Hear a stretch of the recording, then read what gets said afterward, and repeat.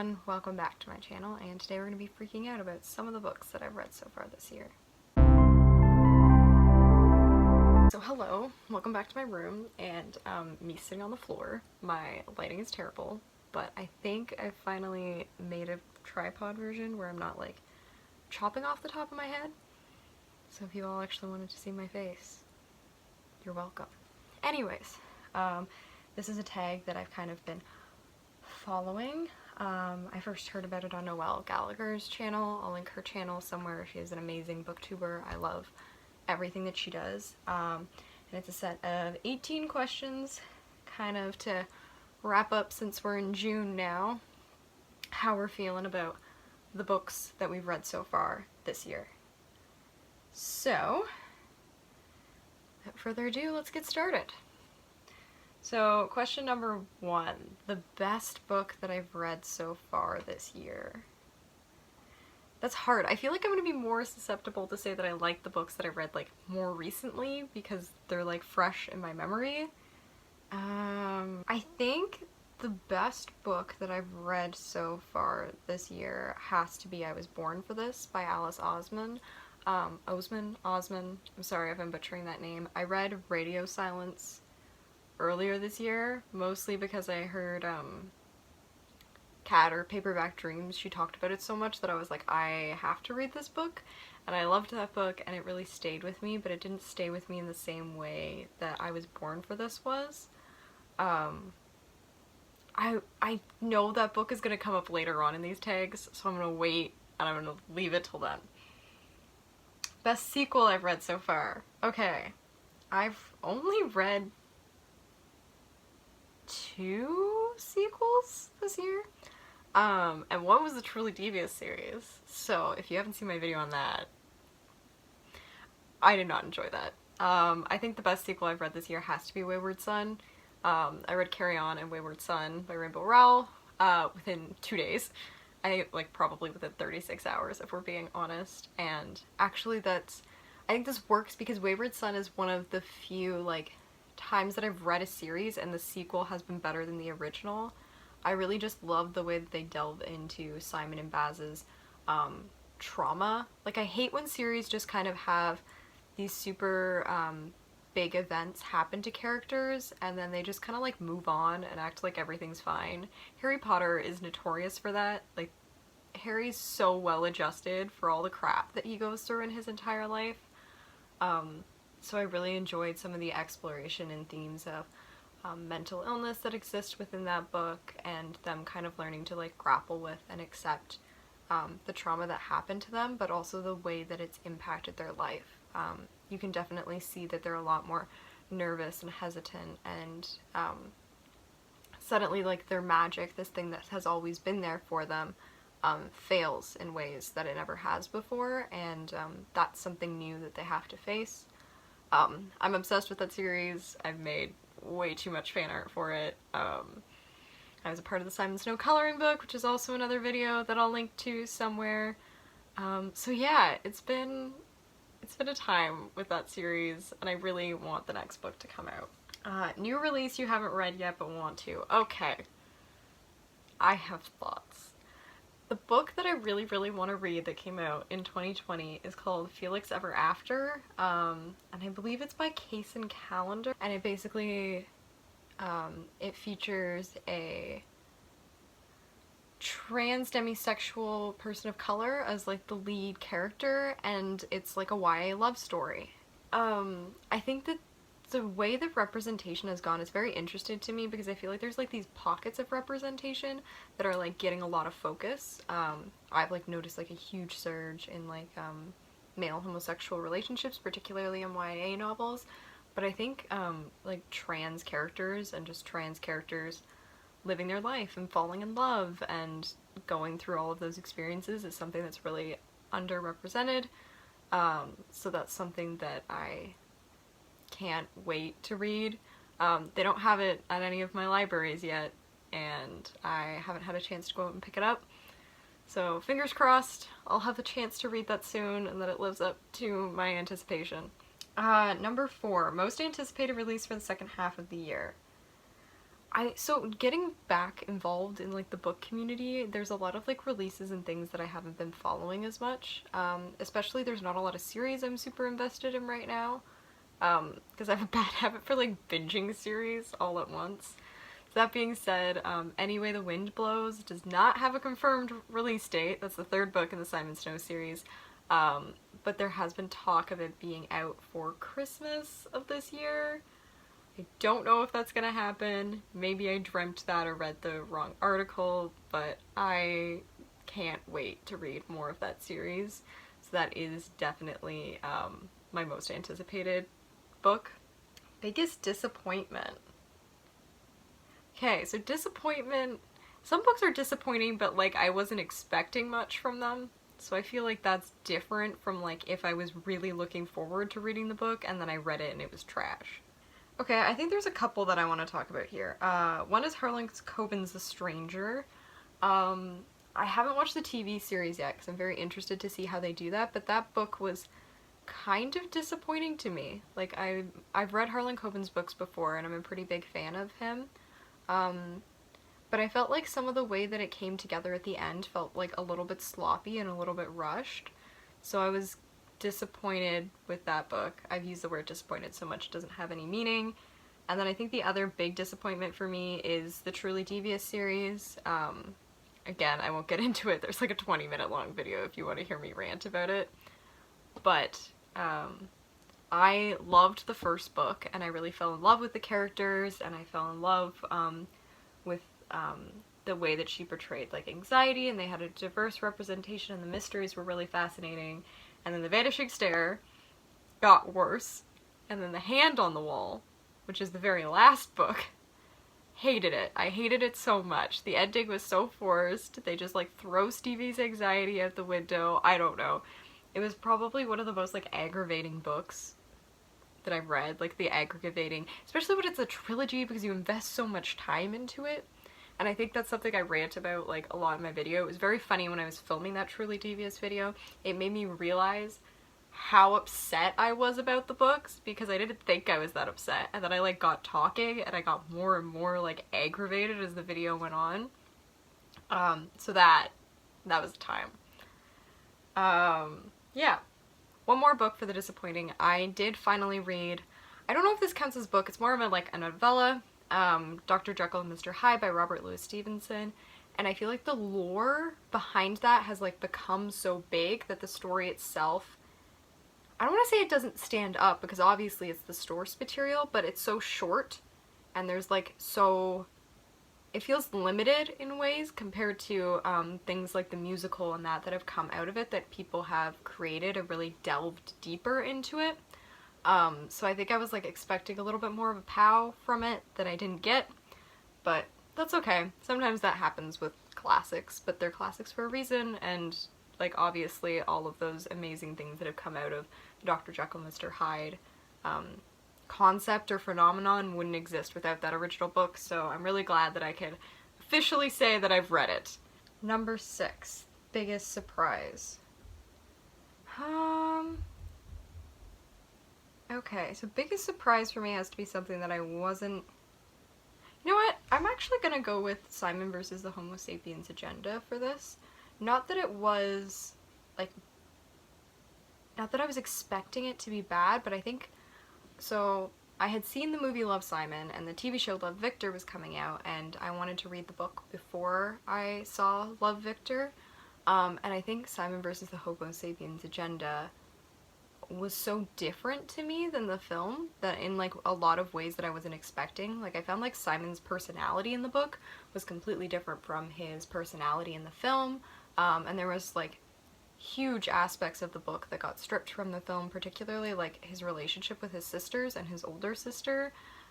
I really wish they put that in the movie.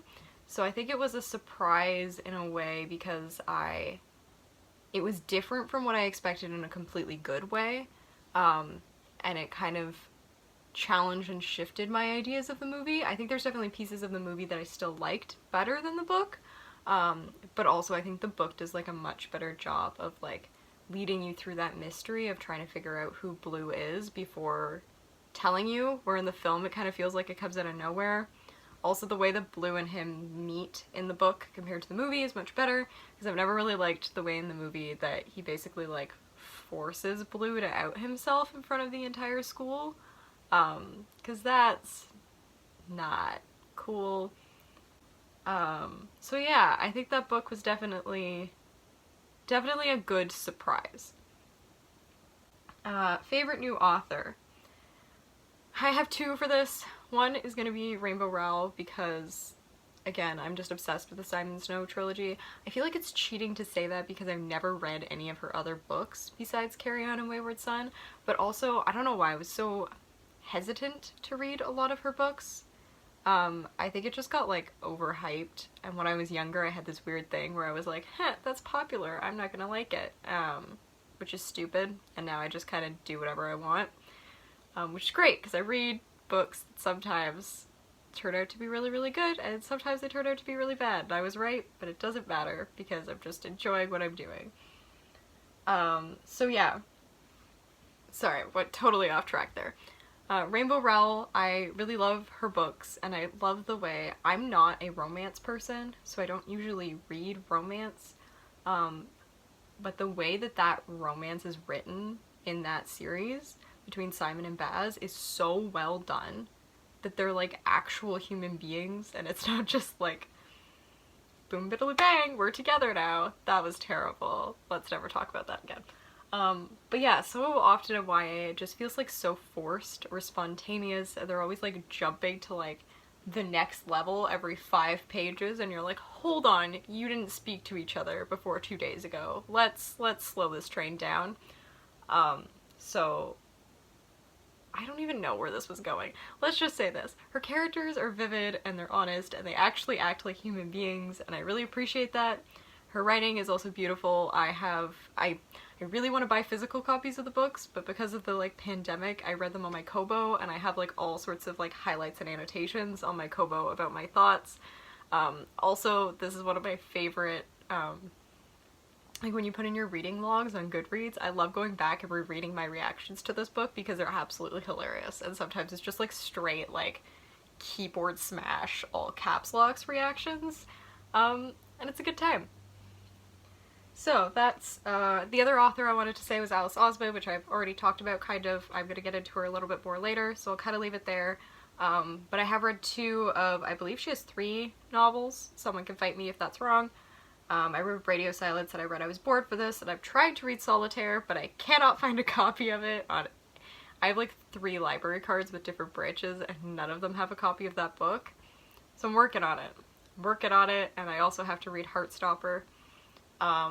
I love the way that she has diverse casts, in a way where it's like not the main feature of the story, because I think it's really important to have stories about like LGBTQ plus or people of color characters like dealing with the struggles of their identity and coming to terms with their identity, but I also think it's just as important to have characters like just like living and like just going about their lives, and that's kind of the way that she does it, and then it's just casually like, oh yeah, this person's trans, or oh yeah, that person's Muslim, or you know, they're biracial, or like they're gay, and it just like comes up so naturally in conversation, and it's just like treated like the norm, and then it's not like a big deal in the books, which is beautiful, and the way that she does it is so well done, and she's so well researched, and her stories are beautiful, and turned me into a sobbing mess, which is a later question. Again, we'll get there.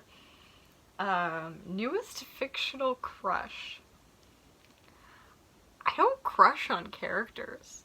I mean, okay, that's a lie. Sometimes I do.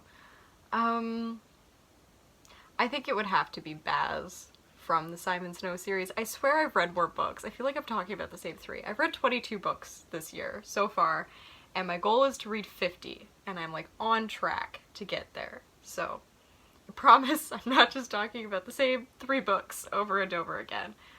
Yeah, I just got a soft spot. I have a soft spot for both Baz and Simon. They're both so dumb and oblivious sometimes, and they're such wholesome little beings, and they all have their trauma, and I just want to hug them and make it better. So maybe it's more of like a friend crush that I just like wish they were real so I could just like talk to and interact with them. But them. both of them. Literally anyone in that book. Except for Agatha. You can hate on me if you want. Not a fan of Agatha. If the mage was real, I'd probably just punch him in the face. But those two boys, I love with all my heart. So, they are my new fictional crush. The phone decided it wanted to ring, and then my camera ran out of storage. But we fixed it. We're back. Okay, number 9, newest favorite character. This is tricky to me because I feel like it's kind of the same question as newest fictional crush, because a lot of times I just like friend crush on characters. I just want to be friends with them. So characters that have really stuck with me, I'm kind of going to go along that vibe. Sadie from the book Sadie, she's just such a like strong, dedicated, passionate person, and just is so well written that that's one of those books that like I know her story will like always stay with me and the message that it gave. So that's one character that's definitely stuck with me. Another one is, I have to check the names because I'm terrible. Christopher in Stephen Chbosky's Imaginary Friend is one of the most dedicated children ever in a novel. And along that line, the main character in Stephen King's The Institute as well. I think it's really difficult for authors to write like well-written characters that are children, because I think a lot of times they act too young or they act too old for their age. That was one of the only things I had a problem with in Imaginary Friend, was I felt like sometimes the things that Christopher knew didn't quite make sense. But the protagonist in The Institute as well, I think his name is Logan. I'll probably put a header in because I'm probably going to be wrong, but the book's all the way over there and I'm not going to get it. He was also one of my favorite characters, where like throughout the entire book I felt myself like rooting for him so much. And to go along with that, I really hate that I can't remember any of their names. The young boy who's also in The Institute, it starts with an A. It's gonna come up. Anyways, the one who has really, really strong telekinetic powers is also one of my favorites. He wrecked me in that book. I sobbed a bit when I read that book, but I don't want to give out any spoilers, but the way that Stephen King deals with those children and writes those children is very well done, especially considering some of his past experience with writing children, the section of it that no one talks about and we pretend doesn't exist. Yeah, but that book, good example. Book that made you cry. Here we go. We're getting into it now. So the book that made me cry the most, because I cry a lot in books, I don't cry in movies, I only cry in books, was I Was Born for This by Alice Osman, which is funny because so the book centers around a boy band and kind of their experiences as they're going through and dealing with their rising fame and everything that comes along with that. And it also centers around Angel, who is a huge fan of this particular boy band, The Ark, and kind of her own experiences with being a member of the fandom and like coming to terms with and understanding what that actually means. I have never been interested in like boy bands, unless you count like 80s hair metal bands as boy bands, which people don't. Like I was never a One Direction person growing up, Jonas Brothers, none of that was ever really a thing for me. So I was really hesitant with this book, where I loved the author and I was like, I'll read it, but I wasn't really sure if it was gonna stick with me. So when I read the book, I was actually really surprised with how much it struck a chord within me, and I think part of it is like, A, as a creative person who loves music and like wants to write and wants to be a part of that kind of community where like kind of my dream is I'll publish a novel and then become miraculously famous. It really spoke to me on that part, especially the main character's struggles with anxiety and how that connects to his fame was something that spoke to me a lot. And the other thing that the book explores really well that was really poignant for me was its exploration of fandomism, is that a word? Like, of what it means to be a fan and to be in a fandom. And I think it's about like 50 or 60 pages before the end of the book. Angel is talking to, wow, I'm really just forgetting the other main character's name. I want to say Theo, but that's not it. I suck with names today. I'll correct myself. She's talking to his dad, and he says something to her along the lines of like, you fangirls all put so much love into the fandom because you don't have any love for yourself. And I broke down sobbing in my room because that's something that's definitely been like historically a thing for me, where like a lot of times if I'm really struggling or if I'm having a difficult time, it's so much easier for me to focus on characters that are like dealing with those struggles or going through that difficult time, opposed to like actually dealing with my own problems. So I think a lot of times in the past I've like thrown myself head over heels into a fandom because it allows me to like obsess about something that's like not actually dealing with my own personal problems that are going on in my life. I think that's like a lot of the reason why like particularly fandoms like the Harry Potter fandom and like Sherlock mean a lot to me, is because of what those characters did for me and like how they were able to get me through a really difficult time. And I think the book does a really good job of like exploring the ways that that's not only a not explores the ways that that's a good thing, but also the ways that it can be like really detrimental if you keep throwing yourself into something and then never take time for yourself. So the book is wonderful. It's one of my favorite novels for sure. I will definitely recommend it to everyone. And I was crying on and off for the last 50 pages, so it meets that criteria. Next. A book that made me happy. Okay. I can't keep going back to the same books over and over again. I want to say Carry On, because let's be real, chapter 61 just makes everyone happy. So happy that you're like, yes, these idiots finally figured their shit out and got together. So that's one moment. In order to not keep repeating the same books in the era of that, I'm gonna say Radio Silence as well.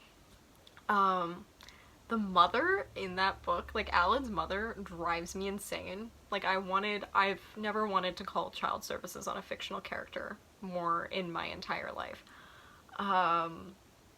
And like at the end when he like finally lets them in and there's that scene where they're like all sleeping in his room together and they're like dyeing his hair purple or something radical like that. That scene was so satisfying because like the amount of anxiety that that book induced when like we didn't know where Alad was, we didn't know if he was okay, we didn't know what was going on, freaked me out. I don't think this is a spoiler. If it is, I'm sorry.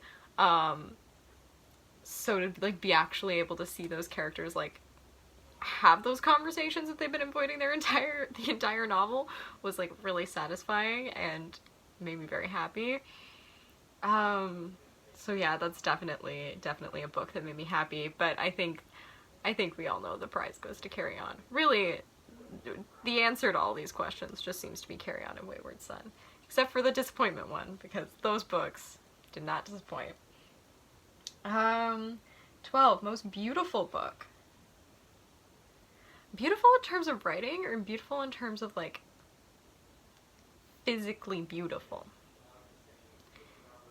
Because I think in terms of writing, I do love the cover of this book too though, is The Astonishing Color of After. The way that she deals with magical realism in that novel, it just blows my mind. Like, I love it. It's so satisfying. It weaves in so well with the story that it's absolutely seamless, and it works for the narrative that she's trying to tell in order to help process and understand the grief that the main character is dealing with in that novel. So that book in terms of writing was so well done and so well structured and so like it really like struck a chord with what it was trying to do, and everything was so meaningful that it really brought like out the beauty in some of the darkest things about life, and I think that made that book absolutely amazing. If we're talking about like physically beautiful, I have to say oh wow, my light really sucks. We're gonna hold it up. Neil Gaiman's The Ocean at the End of the Lane. This is an illustrated copy that I bought. It's illustrated by Elise Hurst. And just the way, I'm just gonna hold up some of these pages. So like the font changes, some pages are black with white font, some are white with black font. But they're like these beautiful kind of like smoky watercolors. That's like, wow, I'm just really trying to capture the light in a way that's not working right now. Maybe you can see that, maybe not. And it really like adds a lot to the story, in the ways that like when the pages get really dark, it like really helps like build some of that tension and that mystery of it. And also just like the smokiness kind of works with the mystery of this kind of otherworldly place that you get to explore but not really fully understand. This is probably one of my favorite books by Neil Gaiman. I think Stardust has to be number one. But yeah, I love this version. It's so pretty, and I'm a sucker for pretty books. I hadn't read it and I saw it in the store and I was like, even if I hate this book, I need it because it's beautiful.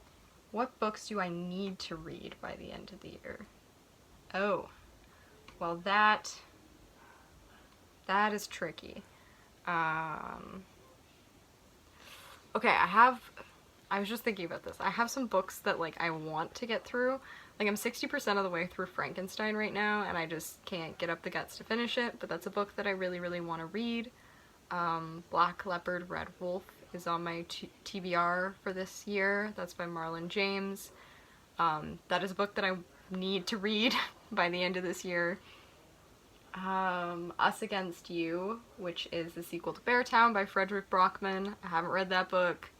I also want to read a Joe Hill book, because I've read so many Stephen King books. I think it's only fair I give his son a little bit of attention, particularly 20th Century Ghosts. I'm trying to think if there's anything else that's like, I really want to read Les Mis because I love the musical and I feel like I need to give the novel some attention, but I am terrified by how long it is, and I also don't own a copy of it and I'm not quite sure what's the best translation to get.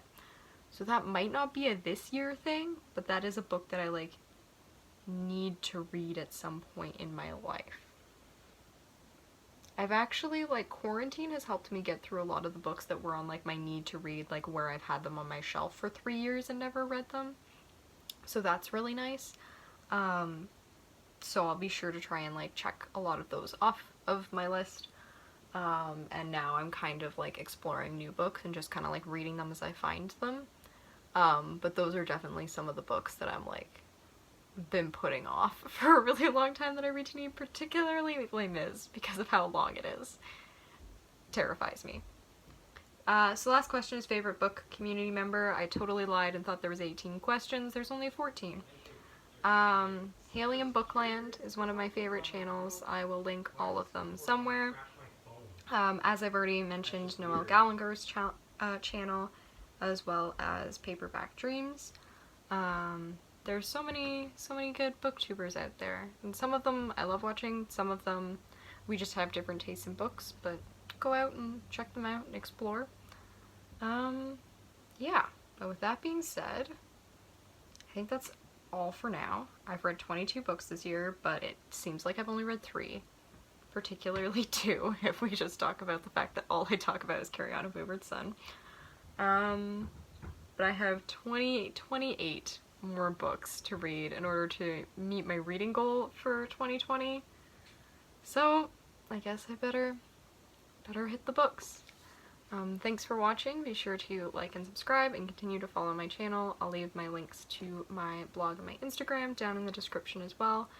And there'll be a new video out next Wednesday. Bye!